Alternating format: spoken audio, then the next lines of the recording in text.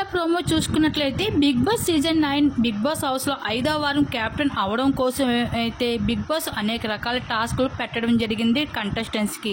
అయితే ఈ టాస్క్లో అయితే ఇమ్యూనిటీ టాస్క్ పెట్టడం జరిగింది. ఈ ఇమ్యూనిటీ టాస్క్లో అయితే భరణి, అలాగే దివ్య, తనుజ, కళ్యాణ్ వీళ్ళందరూ కూడా సేవ్ అవుతూ రావడం జరిగింది. అయితే చివరిగా అయితే మొత్తానికైతే బిగ్ బాస్ హౌస్లో అయితే ఈ వారం క్యాప్టెన్ అవడం కోసం అయితే తనుజ అలాగే ఇంకా కళ్యాణ్ వీళ్ళిద్దరూ కూడా పోటాపోటీగా అయితే పోటీ పడ్డారు చివరికి ఫైనల్ టాస్క్లో.